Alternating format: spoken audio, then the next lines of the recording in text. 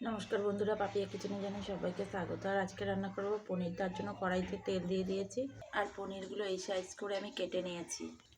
পনির মধ্যে সামান্য পরিমাণে হলুদ দিলাম আর একটু নুন দিয়ে আমি ভেজে নেব পনিরটা হালকা করে।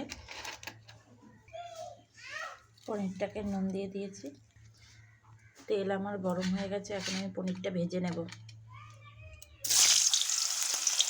আর এই পনিরের রেসিপিটা আমার চ্যানেলে একেবারে নতুন স্বাদের নতুন ধরনের একটা রেসিপি।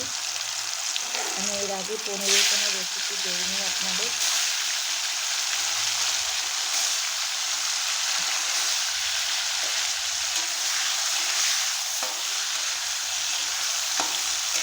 খুব বেশি লাল করে ভাজবো না, হালকা লাল করে ভেজে নামিয়ে নেব পনিরগুলো আমি।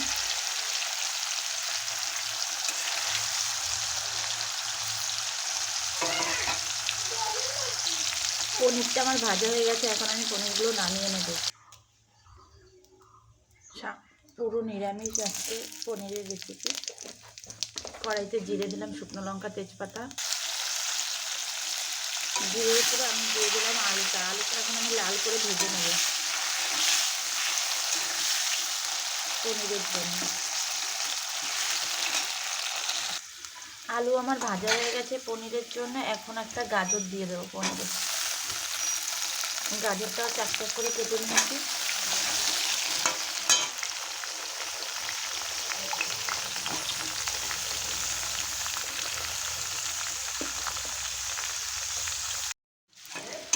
আলু গাজর ভালো করে ভাজা হয়ে গেছে, এখন আমি মটরশুঁটি দিয়ে দেবো পনিরের জন্য।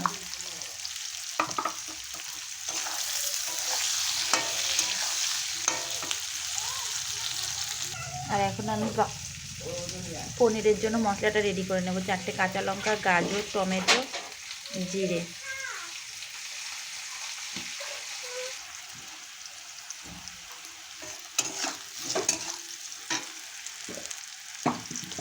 গাজর মটরশুঁটি ভাজা হয়ে গেছে, এখন আমি মশলা দিয়ে দেবো।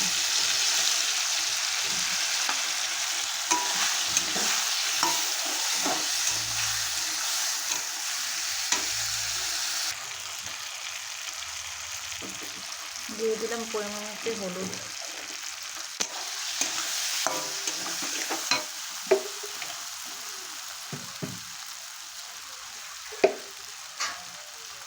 স্বাদ মতো নুন দিয়ে ভালো করে কষিয়ে নেব।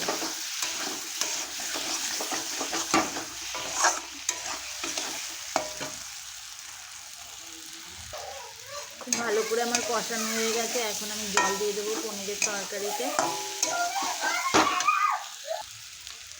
কষানো হয়ে গেছে, আমি এখন জল দিয়ে দিলাম পনিরে। আলু গাজর একদম সেদ্ধ হয়ে গেছে, এখন আমি ভেজে রাখা পনিরগুলো দিয়ে দেব।